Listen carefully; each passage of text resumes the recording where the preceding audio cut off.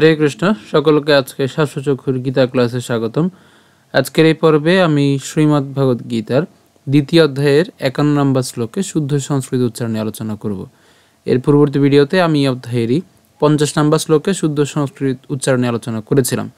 তো যারা পূর্ববর্তী ভিডিওটি দেখেননি, উপরের আই বাটনটি ক্লিক করে দেখে নিতে পারবেন। তো এখনও পর্যন্ত আপনারা যারা আমাদের এই শাশ্বচক্ষু চ্যানেলটিকে সাবস্ক্রাইব করেননি, কৃপা করে আমাদের এই শাশ্বচক্ষু চ্যানেলটিকে সাবস্ক্রাইব করবেন। এবং ইতিমধ্যে আপনারা যারা আমাদের এই শাশ্বচক্ষু চ্যানেলটিকে সাবস্ক্রাইব করেছেন তাদেরকে অসংখ্য ধন্যবাদ।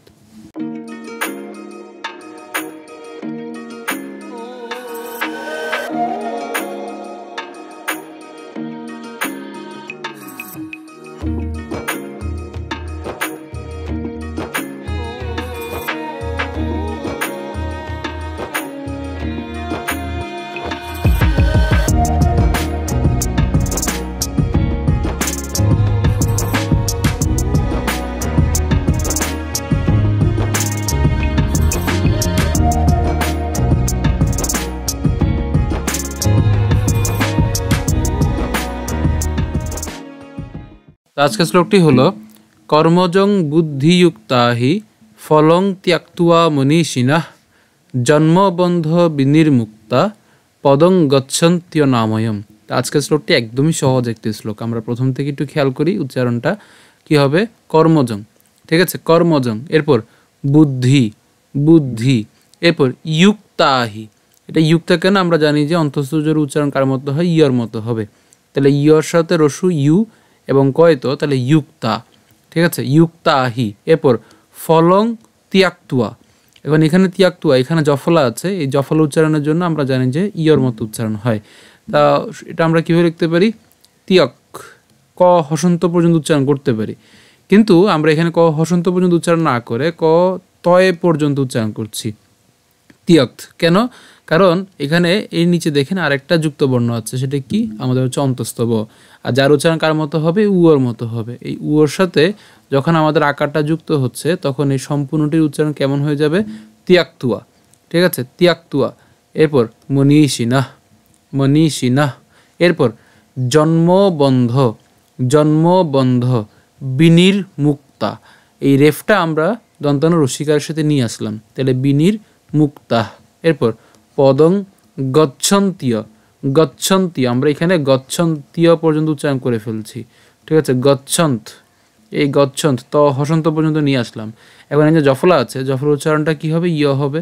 তাহলে আমরা যদি পুরোটা যদি একসাথে উচ্চারণ করি তাহলে গচ্ছন্তীয়, গচ্ছন্তীয় নাময়ম, গচ্ছন্তীয় নাময়ম। তাহলে আমি যদি আবার প্রথম থেকে বলি, কর্মজং বুদ্ধিযুক্তাহি ফলং ত্যক্ত্বা মনীষিণঃ জন্মবন্ধ বিনির্মুক্তা পদং গচ্ছন্তীয় নাময়ম। তা আশা করি আপনারা বুঝতে পেরেছেন। অনুবাদ: মনীষীগণ ভগবানের সেবায় যুক্ত হয়ে কর্মজাত ফল ত্যাগ করে জন্ম মৃত্যুর বন্ধন থেকে মুক্ত হন। এভাবে তারা সমস্ত দুঃখ দুর্দশার অতীত অবস্থা লাভ করেন। তা আপনাদের সুবিধার জন্য আমি শ্লোকটি ভেঙে দিয়েছি, একটু খেয়াল করুন আবার। কর্মজং বুদ্ধিযুক্তাহি ফলং ত্যক্ত্বা, ওই যে বলেছিলাম আমরা কয়ত পর্যন্ত উচ্চারণ করব। এই কয়ত পর্যন্ত উচ্চারণ করে আমরা ওই যে ব যেটা রয়েছে সেটা হচ্ছে কি? ব, অন্তস্থ ব, তার উচ্চারণটা উয়ার মতো উচ্চারণ করছি, এবং তার সাথে আকার যখন যুক্ত হবে তখন তার উচ্চারণ হয়ে যাবে উয়া। তাহলে আমরা এটা অবশ্যই একসাথে উচ্চারণ করব, ঠিক আছে? তাহলে উচ্চারণটা কেমন হবে? তিয়াক্তুয়া, তিয়াক্তুয়া। এরপর মনীষিণঃ, এরপর জন্মবন্ধ বিনির্মুক্তা। এই যে বিনির রেফটা আমরা র আকার নিয়ে হস্যচিহ্ন দিয়ে দিলাম, তাহলে বিনির। এরপর হচ্ছে মুক্তা। এরপর পদং গচ্ছন্তীয়, এটাও আমরা একসাথে উচ্চারণ করব, ঠিক আছে? এটা এই অংশটুকু আমরা একসাথে, এবং হচ্ছে এই অংশটুকু আমরা একসাথে উচ্চারণ করব।